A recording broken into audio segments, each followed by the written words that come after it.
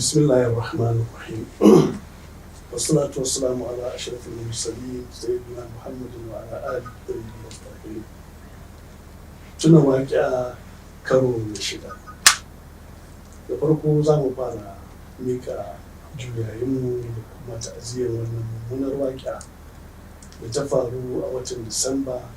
na shekara ta 2015. Muna wasu malin ta'aziyar wannan waƙa wanda ta kunshi rayuka kuma ta sabbaba asara na dukiya da kaddarori wato kamar assets. Tun farko ita wannan harka ta kasance a lokaci zuwa lokaci ana waƙa kuma akan zo a kama su malam a tsare su lokaci mai tsawo, wasu shekaru haka, wasu kuma dai mafi yawa shekaru kusan 2-3 har zuwa sama da haka. Ita wannan harka wadda take da irin wannan yanayi mecece ita ko me hadisin ta tun farko? أعوذ بالله السميع العليم من الشيطان الرجيم بسم الله الرحمن الرحيم صلى الله على سيدنا ونبينا محمد وعلى الطيبين الطاهرين المعصومين سيما بقية الله في الأرض صاحب العصر والزمان توافنا على الفتن. Zan sha mamaki da ya zama ana magana harbin harka a daidai lokacin da ake magana waƙa. Ba ma alhairi tun da yake kai tambaya kai ni ita zan tambayar da kai ita zan baka amsa. Tun farko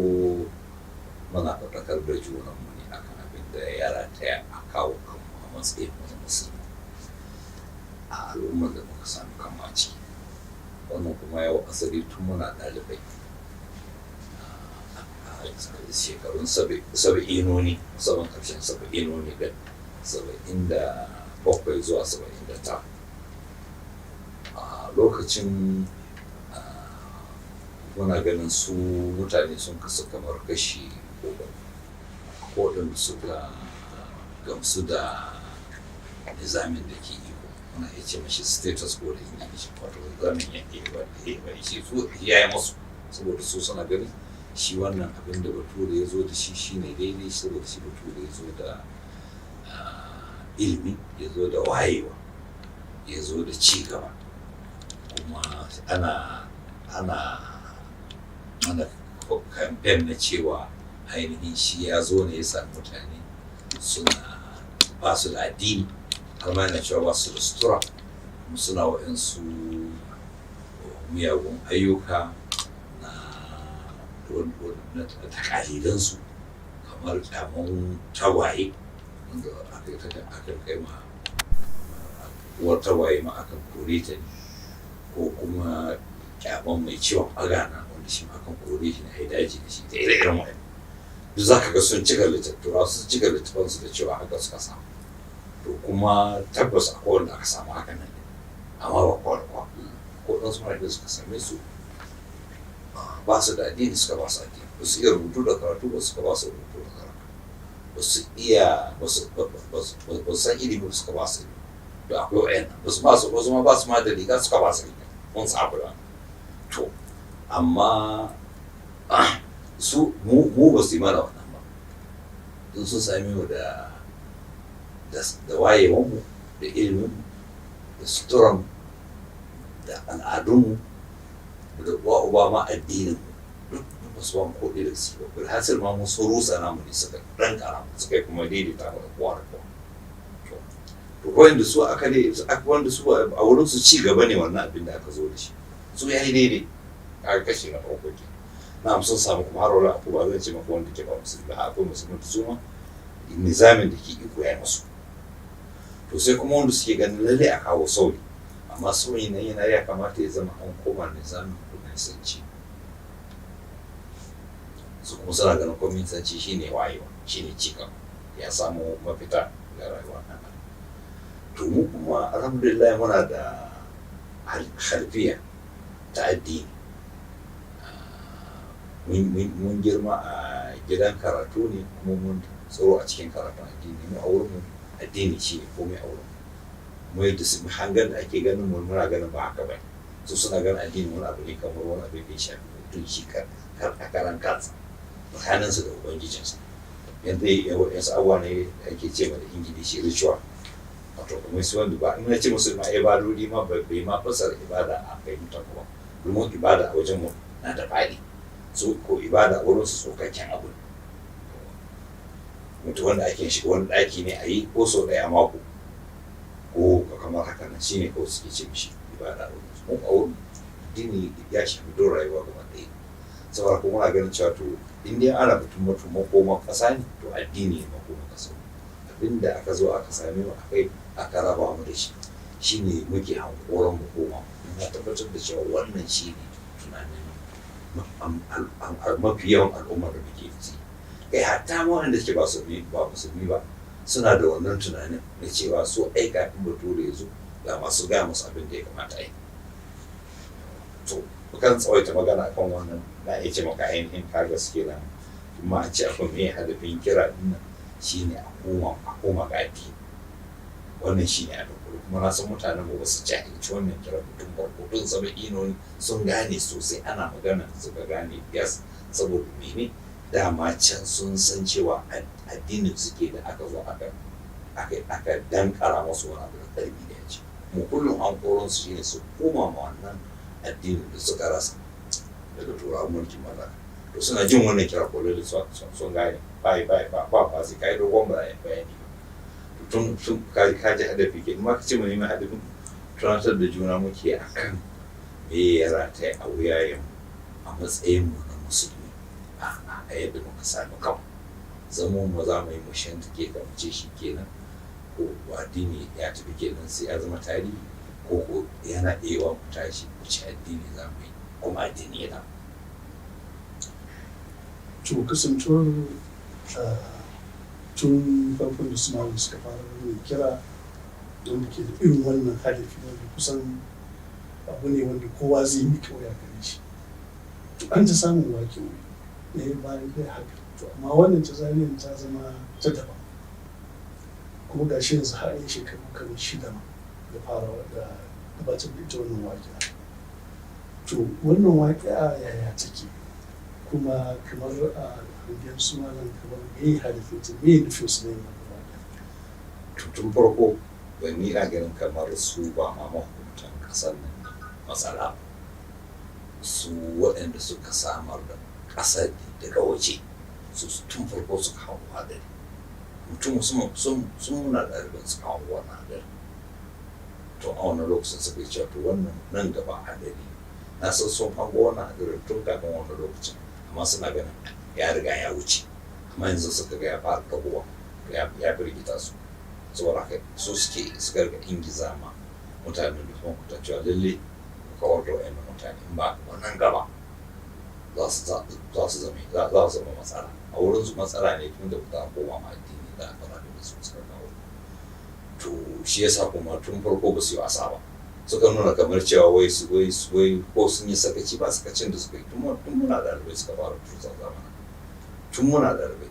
suka fara kame-kame da ɗaure-ɗaure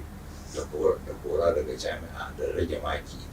da sa mutum ya maimaita shekara da irin wannan tun a wani lokacin, tun saba'inoni. To sannan kuma da aka shiga tamayinoni suka fara ɗaure-ɗaure, ana nan suka fara harbe-harbe. To ɗauri da harbi ya zo ana nan aka shiga tis'oniyoni, bayan tamayinoni an shiga tis'inoni, ya zama sun fara tunanin kawarwa gaba ɗaya. Shi ma suka fara kainin buɗe wuta sosai da sojoji. To ana nan ɗaure-ɗaure, to aka shiga kuma waɗannan shekarun 2000 nan shi ma kaza ne. Ana nan wannan shiri ba tuntuni suke tunanin cewa wani abu ne su za su kawar gaba ɗaya ne, zama an sun ji shiru, sun ji tsit, ba za a sake gan wani kira na addini. Kuma sun ta yi ta hanyoyi daban-daban na ƙoƙarin tashwishin addini, a tsawon addini a matsayin wani mummunan abu. Don haka su suka kirkiri abin da suka kira shi mai tatsiri, suka dunga izgiri da addinin musulunci. Duk da shi kowa ya san cewa al'amarin mai tatsiri ba yi da wanda ka taka da addini, faɗuwan doka da hoda da rashin iya abin zama tare da mutane, wanda laifin ita hukumar da ta iya sani ya za ta bi da mutane, amma sai aka ci addinin musulunci. kuma aka kafa kwamitin bincike aka ba wani wanda ke ba musulmi shi ba su komai sai an fassara mashi aka dunga izgiri da addini a jaridu bayan da bayan sannan kuma daga baya kuma kama aka sake bulo da na shi boko haram shi ma aka dunga izgiri da addini kuma ba ma a nan kasan ba har sauran duniya da aka dunga kirkiro da ƙungiyoyin ta'addanci daban-daban ta bangaren yammacin duniya ke da kirkiro ana ta sauwar addinin musulunci a mummunan kan to a wannan lokacin duk da suka yi wannan suna hankoron wata rana za su tura akan wannan harka ya zama ita ma sun yi kaza iyakanta da irin wannan abin da suka yi kaza da abin da suka kira mai tatsini da kuma wanda suke fafata da suke cin su wai ba to kuma amma dai sun yi iyakan kokarin su bakanta sifan ma a idan duniya amma sun makara saboda muna tare da mutane mun fi su kusa da mutane su mahukumta da yawa nesa da suke da mutane mun ko tare muke da su kuma karamanta abin da suke hankoro shi muke faɗa abin da ke zukatansu shi muke faɗa ba wani abu ba ko muka zo muka sai shi kuma an yi iyan kokarin a samu a shafa mana mummunan fenti amma ya fuska to amma dai ba su fi dare shi yasa kuma wannan karon suka yi hankoran na iban da za su suka kira shi na ƙarshe wato wanda za a yi ta manya-manya ta kare a yi a gama wato kenan kamar yadda suka kira da suka ce once and for all wato a yi ta manya-manya ta kare daga yanzu ba za a sake jin kiran koma ma addini ba a ji tsit sai dai kuma in dai ma da addini sai irin yadda su suke da bukata irin kungiyoyin da suke kirkiro wanda suke kafarta musulmi suke sabbaba fada tsakanin musulmi da musulmi kuma suke ingiza musulmi su fada da kirista da kabila su fada da kabila da bangare su bangare fada da bangare duk su suke ingiza wayan to amma su wannan kiran sai suka ga shi ba hadabin su kenan ba yana cewa musulmi ya fada da musulmi dan uwansu ba yana cewa musulmi ya fada da kirista ba yana cewa dan arewa fada da dan kudu ba yana sa yawa dan kabila kaza ya fada dan kabila kaza ana cewa mu al'umma ce kuma muna da addini muna da sakawa kuma za mu koma gare shi ma mutum bai ba addini mu ba ɗaya ne da shi ba akalla zaman tare ya haɗa mu za mu zauna lafiya tare da shi ya nasa addini mai namu ba tare da tsangwama ba wannan muryar suka so su kawa da ƙarfi da yaji ka ga wannan waƙen ta bambanta ke wato a yi a gama to da yake a lokacin da ita wannan waƙen ta fara daga Husainiya a lokacin su suna cin gida a gelle su to abubuwa da dama sun faru tun daga ranar asabar ɗin har zuwa lokacin da aka fita da su daga gida za mu so mu ji kamar me ya faru tun asabar ɗin har zuwa lokacin da aka fita da su to zai wannan magana ce mai tsawo watakila ma ina cewa ba wai daga ran asabar abin ya fara ba tun kafin wannan lokacin ne mun yi 40 da kamar mako da kamar kwana 9 ko 10 kafin wannan waken to lokacin za a yi 40 din nan tafiyan 40 din nan lalle mana da labarin sun yi niyyar a lokacin zasu suka ce ba za a masu tattakin 40 ba za su taɓa shiga Zaria sannan kuma suka ce in ma suka shiga wacce suka shiga gari to za a yi ta mai tukari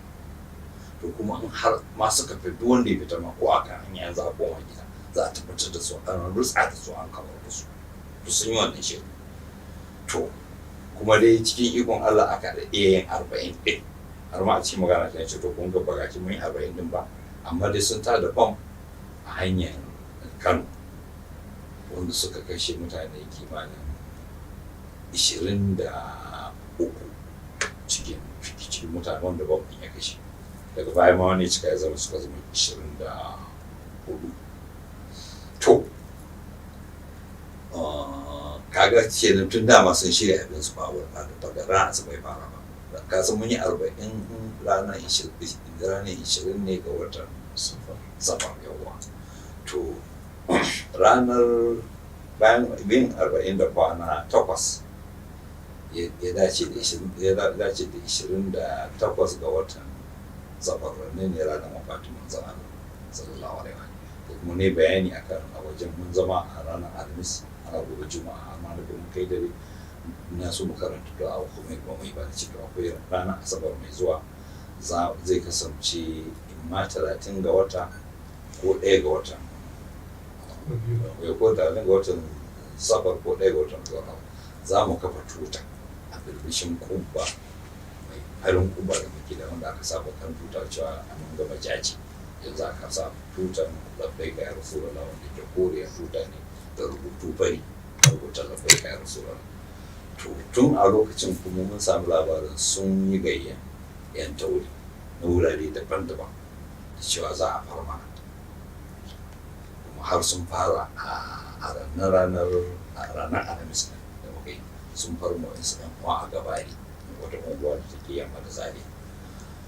to kuma su daga cikin yan taurin mun sami labari daga wajen wasu wanda su ba sai da a yi amfani da su ba cewa gashi da ake za a zo a auka mana shi na gabarin nan nufinsu za su wuto ne su wuto gyalle su kuma wani labarin cewa su lalle an cire sojoji don su ma za su kawo hari kafin nan su sun yi wani abu a irin abin da suke ce ma ta sai ana ta harbe da manyan bindigogi to shi ma har wala muna da majiyan cewa harben nan da ake da manyan bindigogi da daddare ana yi ne duk mutane su saba saboda an farman za su ɗauka sojoji ne suke yawa sa exercise su ne harba da masu to lalle mana da wannan labarin duk ana da wannan shirin to ranar juma'a sun farma yan uwa a gabani amma wannan yan tauri aka gayya amma mun fahimci wasu su ba yan tauri ba wasu jami'an tsaro to kuma sun yi amfani da irin mokamai na hannu har da diga wajen tsarin yan uwa suka jijjima yan uwa da dama ciwo to har suka kashe yadda muka fahimta mutum uku aka kawo su na musainiya da wanda aka ce da wanda aka yi ana wasu jinyar su akwai wasu ba da likitoci da wannan suna jinyar su a nan musainiya ya zama tamkar asibiti to kuma mun yana labarin suna nufin za su a kai hari ne ba wai a nan gare mu ga nan unguwar kwantar da gare mu ne gaba ɗaya to ranar asabat akwai wani lokacin za mu yi taron mara tunanin za mu yi wannan taron sa tuta din tsakanin 5 ne na yamma zuwa kamar 5 da za mu yi maka a tashi a watsi kafin makarba duk ba mai niyan za mu zauna mai makarba a gurin ana yi za a watsi to sai zama tun 12 ranar asabar sai aka ga sun zo sun girki tankokin yaƙi a kofar musulmi to har abin ya ba da mamaki aka da amma an magana da suka ce muke faruwa ne sai suka ce ai kwamandan su ne zo ya wuce to aka sai aka suna da karuwa kafin karfe 2 duk sun ɗinke Usaini ta kowane janibi an riga an fahimci wannan lalle ba wucewa bai wani abu ne suke to a dai lokacin muna samun labaru kuma da yake wannan lokaci da social media ana mutane masu ana tuturo hoton ga shi ba sojojin alisawa da Usaini wajen mutanen karfe 5 kafin 5 za mu dan fita wajen kuma 5 saura kwata to sai zaman ainihin sun fara tsaro ko hanyoyi duk na shiga Zaria har cikin Zaria ma wajen kan kuba hanyar kuba nan sun tsare wajen kofar doka sun tsare ko ina sojin to ka fartar to wannan abin da muke faruwa ne to ainihin sai kuma ana nan kawai sai suka kafin karfe 3 suka bude ma don wauta ko sai ne na su mutanen gari za su iya baka labarin abin da su suka gani mai idanunsu don akwai wanda suka gayyata ma na san su wanda suka gayyata suka ba su kuɗi 5,500 su zo su yi ife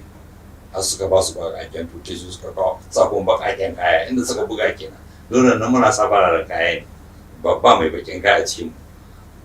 inda ka gane ko da suka fito suka ife mutane sun fara cewa wannan ba su bayan nan ba wayan mutane kuma ba su ihu suke kuma ba soja suka gaice su amma ma su 5,500 abin kunya so sai suka fara ife to sai suka fara bude ma waɗanda suke wanda suka ba su kuɗin ba suka fara bude musu wuta suka zuba a guje wasu sun sha da 5,000 ɗin su wasu kuma sun mutu taron suka fara wasu ashe suna drama ne da ɗaukan hoto wai an tsare musu hanyar kaga hanyar to sai kuma suka shiga wasu yana suka bude mai yan wuta suka harbi mutum 45 suka kwashi 30, amma duk kuma galiba duk sun harbe su a kafa, suka kwashi 30 suka tafi da su depot. To a lokacin sun fatsatsar hanyoyin da mu za mu iya zuwa, da na fito sai muka je dawowa wajen kabarin shuhada wajen su amur sa musu tutar labbai kadin kafin ɗauka mu je. A lokacin ne ma aka shi Nasiru Rufa ya bugo waya ya ce man ya ji wani abu na faruwa a Zaire. Na ce ni ma na ji labari,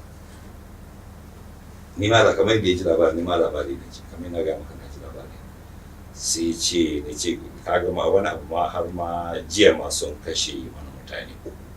a gabani. Sai ce a ce mutum, amma ni an ce mu mutum biyu. Amma da ta so na ga wannan Sha'ibu Jushi yana haƙin kabari guda biyu. Sai na ce ba mutum uku ne ba, sai ce ma lalle biyu ne, ɗaya ya farfaɗo. Sai na fahimci shi a rufa ma ya fi na sani cewa tun da yake program ɗin su ne ya riga ya fi na sanin wanda aka shi a gabanin ashe biyu ne, ni ko a lokacin da ana ɗauka uku. To sanda muka dawo gida muna tunan za mu wuce da tuta ya faskar duk sun tsara ko ina a hanya. To kuma daga baya zuwa can sai muka ji wani daga majiyan soja, wani soja shi ya gaya mana cewa lullu wayannan da aka ɗiba mutum 30 aka kai su depot, duk an harbe su aka kuma duk suka harbe kowanne su. To daga baya sun kai abin da suka ɗauka gawawakin su ne a asibitin koyarwa na EBU. Daga baya kuma suka je suka ce a basu wayannan mutane suka kwashe, amma kafin nan an ga wasu suna numfashi, an kai su emergency. Kuma cikin ikon Allah biyu sun wasu su za su iya ba da wannan labarin nani ba. Sannan misalin karfe 10 na dare, 10 da rabi daidai wa daidai, sai muka ji harbi a gyalle su. To dama an ba mu labarin cewa lallai suna tafi a kan hanya. Tun ran asabar aka ce lallai an gama shirye-shirye za a jira mana, an gaya ma. An ce to lallai shiri wani abu ne, aikata kuma wani abu, amma lallai an ce mu za a jira mana. To sun fara da Hussein ne kamar yadda. To sai kuma gyalle su da aka zo karfe 10 da rabi na yamma. Da dare ke na ce kenan yawa. To shi kenan sai muka ci harbi. Dama akwai yan wasu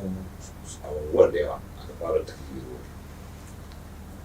To suka yi harbe-harbe cikin dare, suna harbe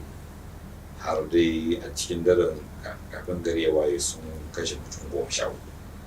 Amma na lokacin da ke harbin sai suna bugon waya, sai mutum ya bugo ce wai shi ne wai shi dan uwa ne, sun san luga din da assalamu alaikum ni aini ma dan uwa ne. Wai chief of staff ne yake so ya magana da kai. Sai ce to in ka ji an bugo maka waya a wannan number to chief of staff. Sai ce to sai a sake a ci gaba da harbi, sai zuwa ci a sake bugon waya. To chief of staff yake so ya magana da kai. Sai ce to sai a sake zuwa can, sai bayan an ga mintoci ana harbi yana ya shigo cikin gida din, sai in sake jin an bugo min waya. To sai na fahimci cewa to wannan wayan da ake buge-bugen nan ana son ne a san kuwa an harbe. To don haka wajen karfe 2 na dare, tun karfe 10 da rabin nan da suke harbe, to 2 na dare wajen 2 na dare sai na ce malama zai in an bugo wayan ta dauka ta ce an kashe. To dai ko zai bugawa ya ce ruwa sunan yau shi ne Kanal Yusuf. Ya ce chief of staff ne yake son yi magana da Sheikh. Sai ta ce masa kuna so ku magana da shi ne bayan kun kashe shi. To sai sassauta murya na gama ta tabbatar da cewa an kashe shi. To jim kaɗan ko sun ba da siginan ne da harba irin wajen masu rauni, sai duk sojojin suka buɗe da sowa. To sai harbi ya tsaya cak, sake harbi tunda an cimma manufa. To na gani kuma amma ana ɗaukan waya, amma wannan wayan a cikin lijina ba na daina ɗaukan shi. Amma kan ɗauki wasu lambobi na magana. To sai bayan sai har lokacin su bai kamar da cikin wannan daren da mun tabbatar sun kashe mutum 14, ciki har da hamza ya wuri, wanda a lokacin sun ce wasu ne su suka magana da speaker suka ce waɗansu shugabannin ku su zo a tattauna. To sai shi hamza da wasu har da su hamma da yaro suka ce to ga su menene magana, sai suka daidaici kan hamza da su karba su kwakwanta sun ɗau zaga jihar bi suka ruba sai suka ga shi hamza ya kasa tashi da suka ɗauko suka ɗauka amma shi kawai suka yi musamman sun san shi sarai don ne ya yanke maka magana ne don shi hamza ɗin shi ke layasan tsakanin da sojoji ko da za a yi wani suna buga mashi ma su sanar da shi har ma a wannan waƙen wani lieutenant da ya zo gida na da misalin karfe 2 yana ba labarin wai an tsare masa hanya gashi cibar sa zai wuce ci ba wai tsare maka hanya wai an sa ba rake da ci ba mai sa ba rake wai an ba ka take an ka take ni ci leke kai kana yana kuma na sa hamza ya masa magana tun wajen 12 ce ga tankoki na an sa ko sai ne mai kifawa yace shi bai sani ce kuma ainihin mamana da labarin wasu sun kai muku hari a yaga bari za ku ga abin da muka yi za mu masu to shi kenan dai yana baka da labari a takaice da labarin na da tsawo. Da safe lokacin sallar subahi sai na fito muka yi jami'in sallar subahi a lokacin suka ji muryata daga speaker cewa shi ina ba a kashe ni ba. Tun muna sallah suna jin murya ko suka fara harbi suka yi tarbi muna sallah to da muka gama sai na shiga gida da suka ci gaba da harbin su amma jefi kamar suna jiran a kawo musu ƙari na sojoji can da ranaku tsarin sojoji sun zo sun yanki ko'ina kawai sai su harbi ya shiga ko ta ko'ina harbi kashe kowa da kowa suka yi ta kisa har bai zo jikin katangan gida ne suka zo da tanka suka rusa katangan gidan suka ɓallama wani ɓangare na gaban gida ne. Lokacin akwai waɗanda suke ba mu labari da ke faruwa ta woki-toki suka ce an kashe wani gashi an kashe wani har zuwa lokacin da suka shigo cikin gidan na cewa shi ma akwai ɗan uwa Anas yana magana da Hamad wanda muke tare da shi yana ba da labarin an kashe wani to da yake magana da tsawo ba zan manta ba da wasu abubuwa da na kan so faɗi su kamar al misali ana faɗin an kashe wani da aka ce an kashe Ruhullah don dokta ke to sai na ga Ali da Humaid suka ce hadda Ruhullah Ali sai dai kuka mai tsanani ko kai kuka ya ce to ba mu son rayu don duk masoyin aka kashe to aka mishi ma Humaid ya ba mu son rayu duk masoyin aka kashe to haka nan bayan sun kashe kowa da ke cikin gidan harisawa da suke akwai a nan zaure din akwai yaya ta binta tare da wasu sistoci akwai musaiba yar adashin ga zaure da sumayya yar profesa isa mashigar da wasu sistoci da kuma wasu barazu a nan lokacin da Anas da suke magana ta woki-toki zuwa can sai muka ji shi woki-toki a daina aiki to mun san cewa shi ma Anas da ya kashe shi ke lokacin zai kasance zo kashe kowa da kowa to zuwa can to sun gano cewa ko dai cikin ikon Allah mu wannan hikima ce ta Allah ta'ala ya sanya duk gidan ba inda ba su kutsa ba gaba ɗaya amma Allah ya hana musu shiga ɗakuna hudu da ɗakin da nake wanda nan muka taro da kuma falon malama da kuma nata ɗaki wannan kan Allah ya hana su shiga don ga shi ta falo na za a iya shigowa inda nake amma sun shiga falon sun kwashe za su kwasa da library su kwasa su ɗi abin ɗakin waje su ɗiba komi amma ce su daga ban ku fahimci wannan su sojojin sun ɗibi nasu sannan suka ce kuma yan iskar gari su masu ɗibi abin da ya rufe to amma muga ɗaki amma ba su iya shiga wa inda waje to kuma ta kofar falo ba don gashi a tsakar gida yana duba tsakar gida kuma da kyaure wanda ko dukansu aka yi zai iya ballewa amma dai kuma shi kenan da Allah da yake yi musu iya kuma ko da suka balla katangar da ke cikin ɗakin ba su kuma ba su koda katanga ita na da ɗakin ba amma sun harbe bangon amma su fasa gilas ba to kuma nisa inda nake ɗaki na shi ma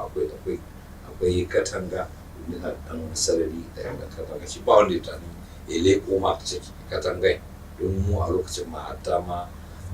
labule mun buɗa ne amma ba wani ya leƙo to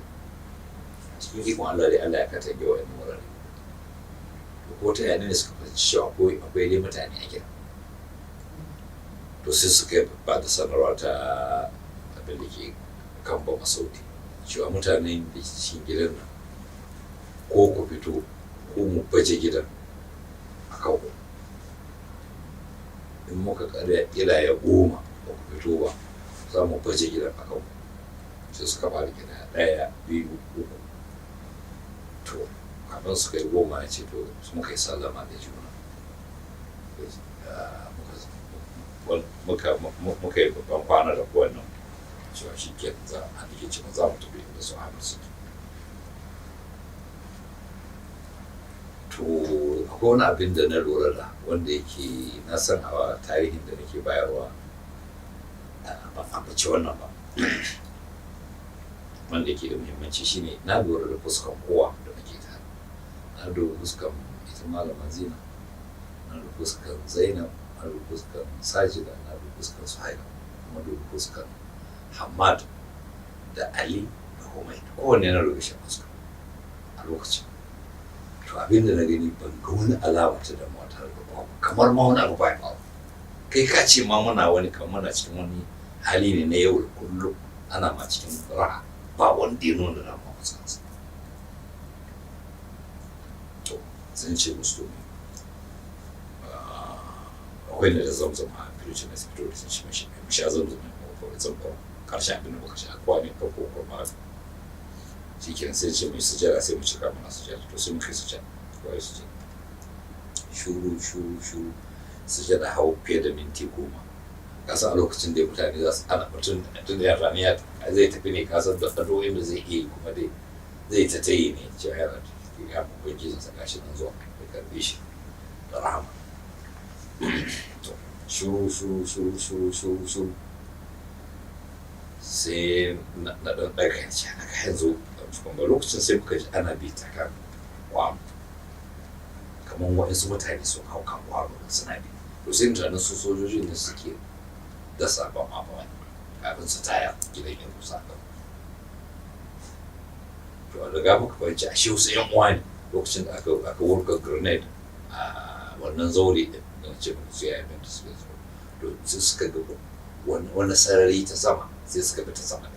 sai suka hau kan kwano su ne suka dira tsakar gida ne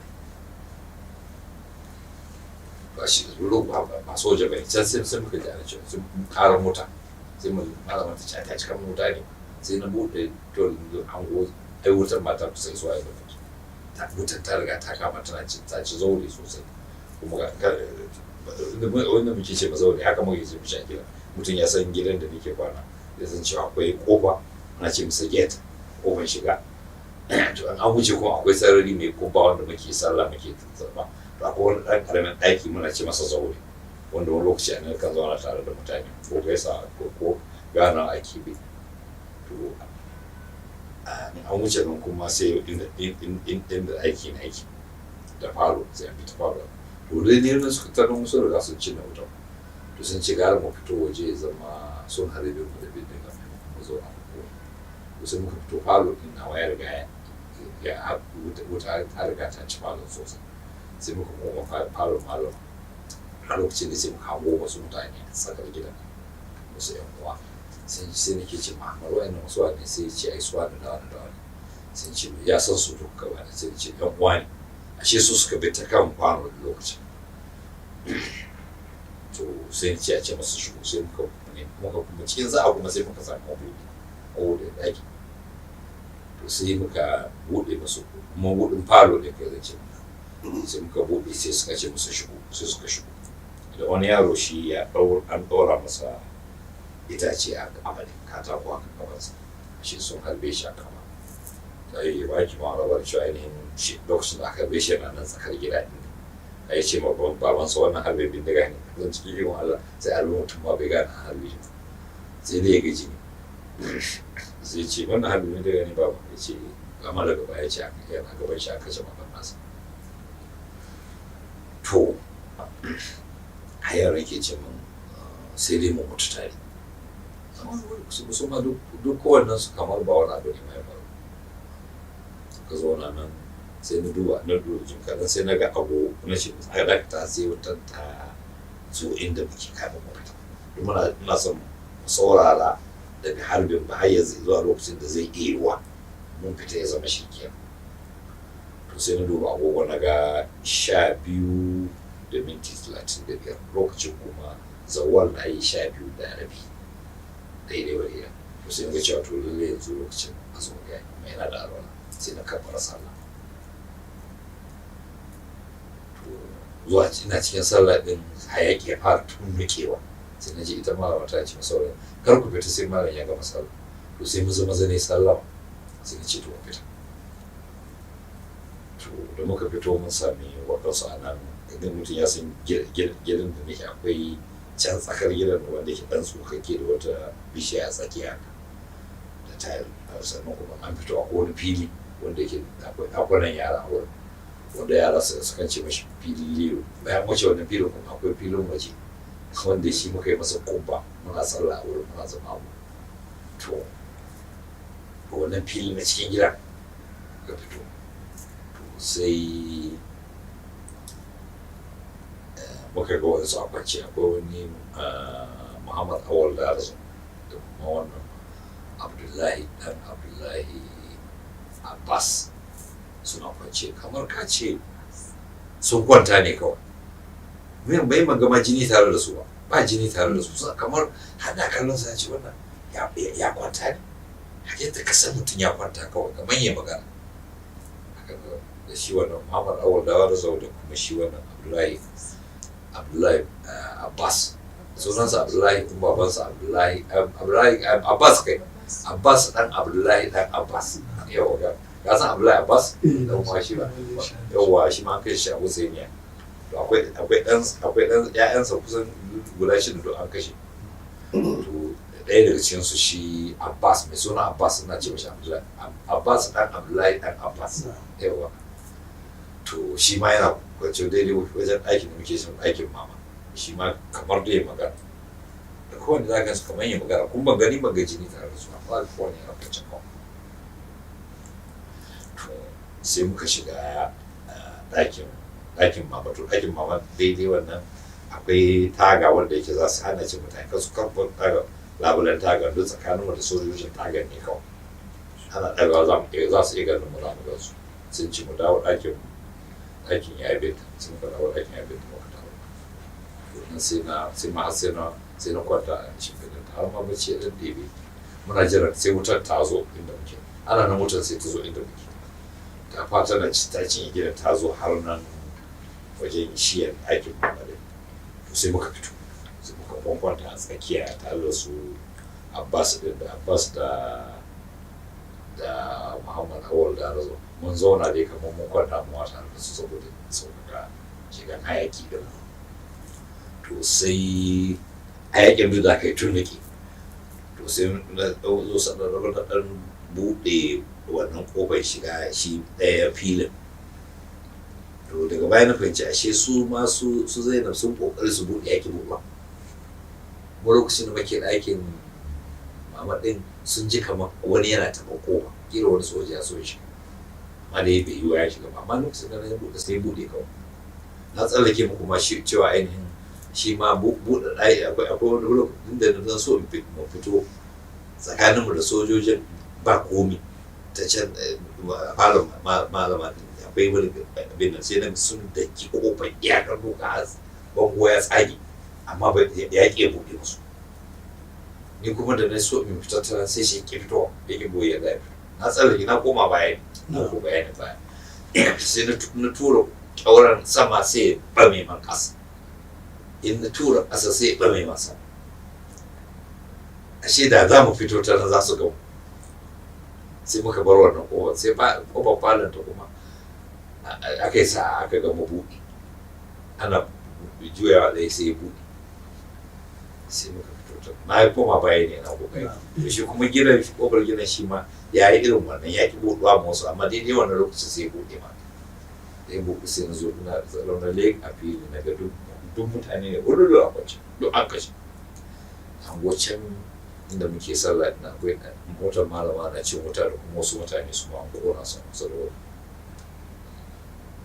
Sai muka shiga ɗakin wanki, akwai ɗakin wanki wanda akwai injin wanki, an yi sa'a lokacin an cire injin wanki an kai gyara, to akwai teburin guga da kayan yara na wanki birce kawo. To sai muka shiga wasu kawo kan tebur da wasu kawo kwamta a ƙarƙashin tebur su a gefe ya kama mun takwaru sosai. To muna nan ciki da yake akwai tankin ruwa guda biyu masu lita 2000 a sama, to suka yi ta wuta na ta cin gida har ma shi tankin ruwan ya shi ma wutar ya saɓe shi ya fashe. Guda biyu ne matan furan guda biyu suka fashe ruwan ya zube. Ina jin cikin ikon Allah ya taimaka wajen da ba da sanyi ga inda muke.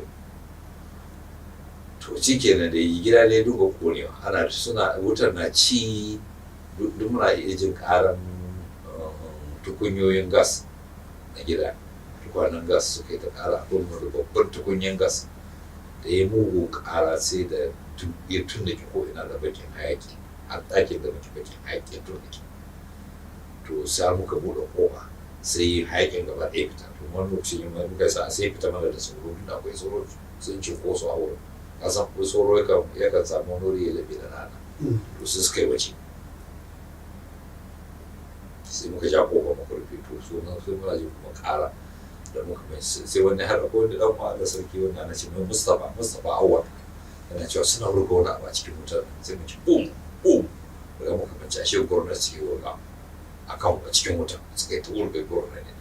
sun dinga wurga gwamnati a cikin gidan. Cikin da kuma ikon Allah ne mu dai muna nan dai har wuta gida ya gama konewa kurmus. Kuma za mu iya jin maganar mutane, akwai wasu mutane da suke ciyar sojoji za a ce musu mun gode. An na fahimci muryan wani, in Allah ya sa na gan shi zan gaya masa cewa na je kana cewa ka gode. Ya san kwallon na ji muryansa, masu lokacin da su waɗansu kalmomin da su sojojin suke ambatawa na zage-zage har da ba zan so ambata ba daɗi magana, amma ba su san mana jin su. To kuma ko ina da ko ina ko ne har sashen yara din wanda ke tsakanin su da har sama ga wanda ya san gidan ke duk ko ina ya kone da galajojin mota ajin karatu da ciki duk da gidan har sama duk ko ina ya kone ko to duhu ya shigo magarba ta yi. Ni na riga na yi sallah tun kafin fito, sun na ga lokaci a gurguje na yi sallah cikin wannan yakin masabar, amma ya zama dai ba ruwa haka na dai muka zauna sai dai mai imani kuma na sallah magarba da isha. To cikin garin nan suna wannan lahadi kenan, wato alhaji sun tabbatar sun gama da koyi, amma muna buga waya muna ta buga wayoyi. Akwai wayan da na fito da guda ɗaya amma na bar sauran wayo, ko kam da zan fito ma na ji wani ya bugu waya wanda ya kyala wayan a nan da wayo da su wayo su bugu ne, amma akwai guda ɗaya da na fito da a da jiwo ma. Akwai kuma su haida sun fito da wayoyi, saboda haka lokacin mara buga waya na magana da mutane sun san muna yaran mu da na gida da na waje duk sun san muna don da muna magana da su cikin dare. Muna magana da su da shi Muhammad da Suhaila da Suhaila muna tare da to na sai ba nake so ce na sai ba ta take Dubai kuma yaran da suke masha badiya da zakiya to sauran mutane mana ta buga waya ne cikin dare sai suka shigo da tocin suna haska suka ko abubuwa na kwanci su fita domin muna ganin su amma dai ba su ga gaba ko kan shiru da waya ɗin kada su ji murya